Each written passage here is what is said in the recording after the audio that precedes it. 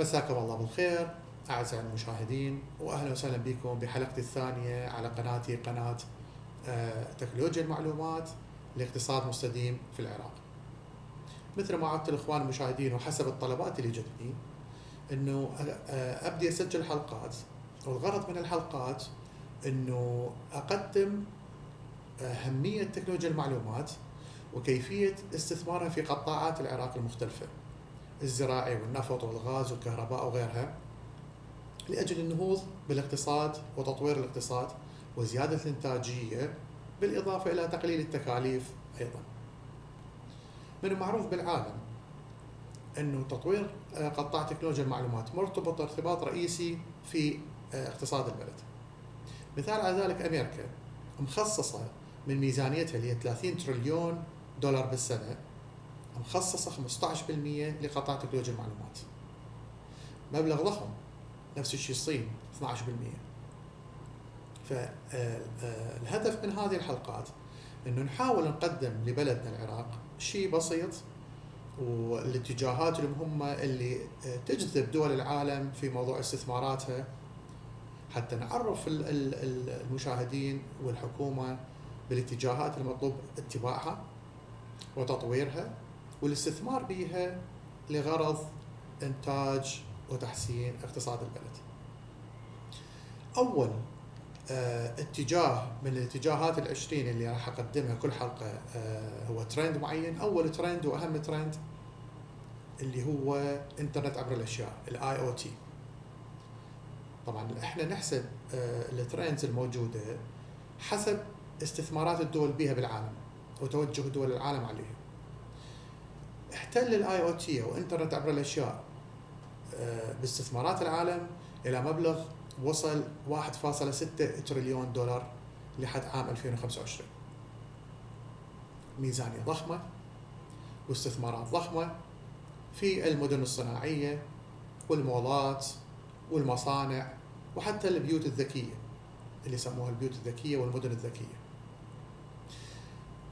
في بادئ الأمر أحب أشرح لكم يعني معنى أو الغرض من إنترنت عبر الأشياء IoT. هو عبارة عن ربط المحركات والسنسرات والأجهزة مع بعضها، عشرات من عدها ومئاتها، من خلال الإنترنت، ونكامل إنتاجيتها، تشغيلها وإطفائها وتسريعها وتبطيئها وفتحها وغلقها من خلال الإنترنت، السيطرة عليها.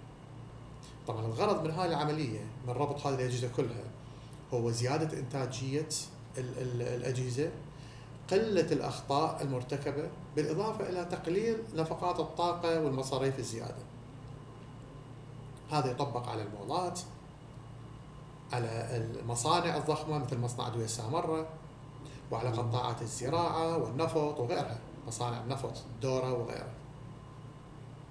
راح يقول لي الأخ المشاهد ويسأل يعني شلون احنا تم عملية السيطرة عن طريق الإنترنت؟ يعني محركات فتح وغلق المكائن، الأبواب، الكهرباء تطفأ عند في حالة عدم استخدامها، أو تشغل في حالة زيادة سرعتها، في حالة زيادة الإنتاجية وغيرها. مثل ما وعدتكم بالحلقة السابقة كذلك أنه راح أركز على القطاعات الموجودة في العراق، وأي قطاع ممكن يستفاد من هذه الخدمة أو من هذا الترند اللي هو يحتل الترند الأول بالعالم. أول قطاع وأهم قطاع باعتبار العراق بلد نفط وغاز، وعنده ثالث أكبر احتياطي نفط في العالم، هو قطاع النفط والغاز. طبعا الإنترنت عبر الأشياء يستخدم الآن في دول أوروبا وأمريكا والصين لغرض مراقبة الأنابيب والمصافي وتقليل التسريبات الموجودة في حال وجود تسريبات، وتقليل أيضا حوادثها في حال وجود حرائق. هذا التسريب يؤدي إلى حرائق. يستخدم بكفاءة عالية في إدارة الطاقة، إطفاء وتشغيل المحركات بأوقات معينة، وتسريع إنتاجيتها وتقليل إنتاجية النفط حسب الحاجة. كذلك يمكن من عملية الصيانة التنبؤية، يعني إذا مطلوب صيانة بعد 4 شهور، انترنت عبر الاشياء يعمل جدوله ويطور تشغيل المكان بحيث يمكن المكان من العمل بصيانه اقل وبكفاءه اكثر.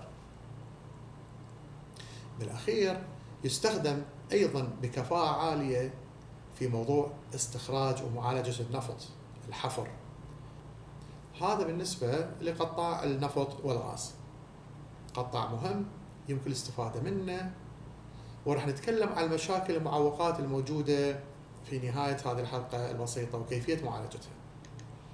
القطاع الثاني واليوم مهم جدا في العراق هو قطاع الصحه.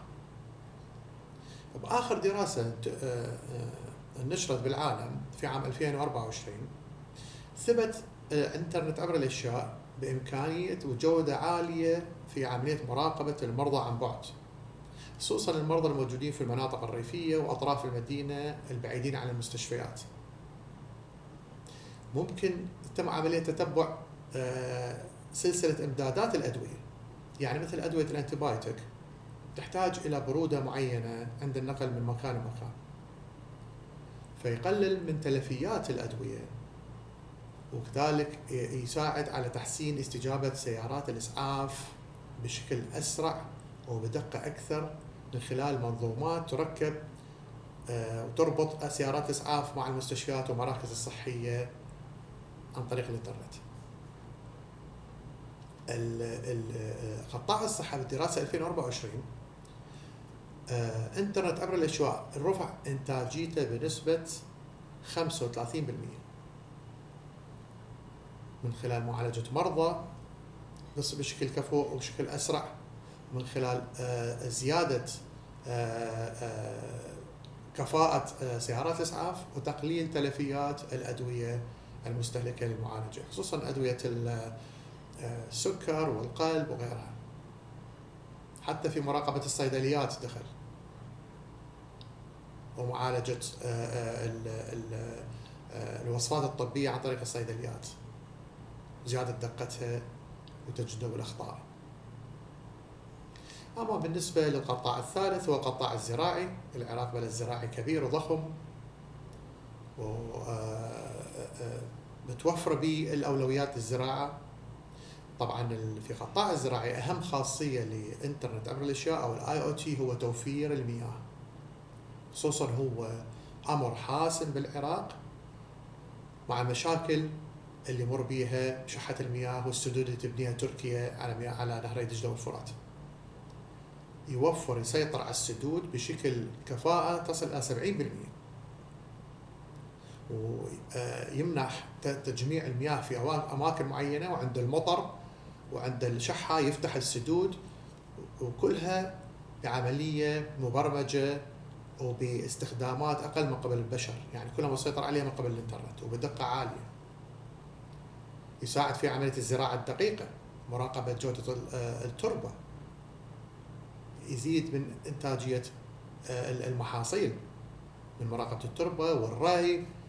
في البيوت الزجاجية كذلك يسموها البيوت الزجاجية الذكية، يستخدم بإطفاء وإشعال الإضاءة، الإنارة، وتشغيل السخان والأطفاء، وري الزراعة بأوقاتها حسب درجة الحرارة الموجودة وحسب الرطوبة الموجودة في البيوت الزجاجية أو حتى في المزارع الموجودة. الطائرات الزراعية لوقاية الآفات والأمراض، مراقبتها عن بعد، واستخدام حتى الدرونات في زراعة وفي رش المبيدات الزراعية. قطاع مهم، والإنترنت عبر الأشياء IoT ثبت جدارته بتطوير إنتاجية القطاع الزراعي مثل ما قلت ب70%. أما القطاع اللي بعده اللي هو قطاع الصناعي، ما شاء الله بالعراق الآن تبنى مولات ومدن مثل بوابة بغداد وغيرها، ومطلوب بشكل مستعجل تطبيق انترنت عبر الاشياء او IoT في هذه عمليات البناء الموجوده. يعني الانترنت عبر الاشياء يقوم بالسيطره على صرفيات الطاقه، اطفاء الكهرباء في الممرات، سواء في المدن الصناعيه الذكيه او المدن الذكيه بوابه بغداد او المولات.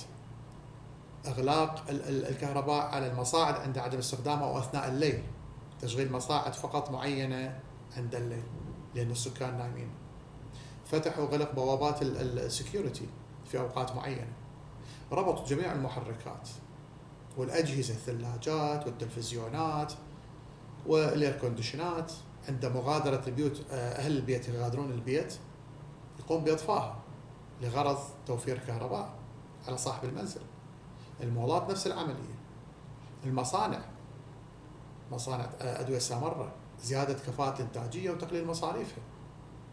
توفير، يسموه اداره الطاقه الذكيه. فموضوع المدن الذكيه والمصانع الذكيه هو موضوع يجب النظر به من قبل الحكومه العراقيه بتطبيق وتسريع بتطبيق الاي او تي. طبعا اكيد من ضمن الدراسات، في دراسات نشرت في بريطانيا وفي امريكا في عام 2025 عن التسهيلات اللي يقدمها الاي او تي. ومن ضمن التسهيلات هي تسهيل عمليه المراقبه الحكوميه. يعني في وزاره الكهرباء الشبكات الذكيه تقليل انقطاع التيار الكهربائي، وهو مهم خصوصا في فتره الصيف. مراقبه استهلاك الطاقه وزاره الكهرباء. مراقبه انظمه المياه والكشف عن تسريبات وتلوثات بالنسبه لامانه بغداد. نشر انظمه مرور ذكيه، تقليل الازدحام والانبعاثات الغاز وغيرها بالنسبه لوزاره الداخليه واداره المرور. فتطبيق انترنت عبر الاشياء وصلت استثماراته 1.6 تريليون دولار في هذا العام من دول العالم، لانه يدخل في مختلف القطاعات، الزراعي والنفط والكهرباء والصحه وغيرها. مثل ما تكلمنا على تطبيقاته وين ممكن يطبق بالعراق في اي وزاره. اكو تحديات اساسيه تواجه العراق بتطبيق موضوع الانترنت عبر الاشياء. اول تحدي هو يخص وزاره الاتصالات، اللي هو نقص او ضعف البنيه التحتيه للوزاره في العراق ومحافظاته. مثل ما نعرف انترنت عبر الاشياء او الاي او تي يعتمد كليا على بنيه تحتيه للانترنت وكفاءه عاليه. يعني كل ما يكون الانترنت قوي، كل ما او اسلاك ضوئيه مثل ما نقول كابلات ضوئيه، كل ما يكون كفاءته ودقته اكثر. وكل ما تكون هذه الكابلات موصله لمختلف المدن واطراف المحافظات والقرى بالمستقبل، كل ما يكون نحصل على كفاءه اكثر وزياده انتاجيه اكثر وتقليل صرفيات الطاقه. ضعف ومشاكل الانترنت هي تخص وزاره الاتصالات، واناشد الوزاره من خلال قناتي ضروره البدء بعمل بجديه اكثر لتوفير وتخطيط على الاقل المدن الرئيسيه الموجوده اللي بدأ بتطبيق الانترنت عبر الاشياء في المصانع والمدن الذكيه والمولات وغيرها. على الاقل يبدون في بغداد ويتوسعون.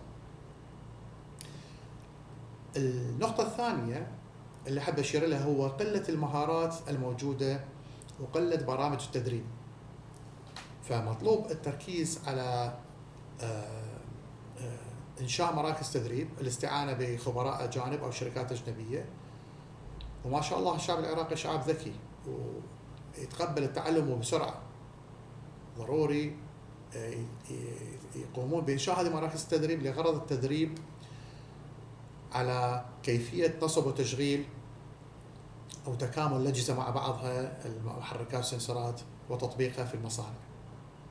للمعلومه فقط، هو ابدا مو صعب، هو شيء سهل واحنا عندنا الكفاءات، بس لازم مراكز تدريب والبدء والتطبيق فيه بشكل اساسي.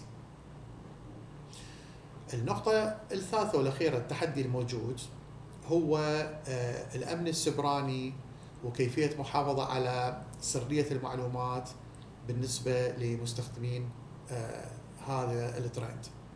يعني فلنفرض بوابة بغداد طبقوا انترنت عبر الاشياء وقللوا من مصاريفهم بنسبة 35% من مصاريف الكهرباء. طبعا حتى مصاريف عمال وتشغيل ما راح تحتاجها، لانه ببساطه الانترنت راح يقوم بالسيطره على كل الاجهزه، ما يحتاج عامل يروح يطفي ويشغل وغيره. فالبيانات وامن البيانات والامن السيبراني ضروري يتم التكثيف ومراقبتها بشكل جدي، وسن قوانين ولوائح للمحافظة في حالة خرق أمن بيانات المستخدمين في المدن الذكية وفي المولات وفي المصانع الذكية، يتم محاسبتهم بحساب شديد من قبل وزارة الداخلية. هذه أهم التحديات الموجودة اللي تواجه العراق. فأناشد من خلال قناتي الحكومة العراقية بالتركيز على تطبيق الاي او تي في المؤسسات والمصانع والشركات الضخمة، تبتدي بيها وبعدين تروح على الشركات والمصانع الصغيرة. إنشاء مراكز تدريب بالبداية وبسرعة، والتطبيق في قطاعات الدولة خصوصا النفط والغاز والزراعة والصحة والكهرباء. وأقدم الغاز والنفط والكهرباء. عندنا إحنا بالعراق مشكلة أساسية انقطاع الكهرباء. الاي او تي راح يساهم بتقليل مصاريف الكهرباء وتخزين الكهرباء وقلة استهلاك المولدات ويوفر الكهرباء بنسبة 70%. الحلقة القادمة إن شاء الله راح أروح للترند الثاني، وأستمر كل حلقة ترند إلى الترند رقم 20. فانتظرونا بالحلقات القادمة، وترقبوا الترندات الجاية اللي راح تساهم بشكل أكيد بتطوير اقتصاد العراق إذا تم الأخذ بجديتها وتطبيقها بأسرع وقت. دمتم بخير. دكتور عماد الشيخلي من بريطانيا، ليفربول.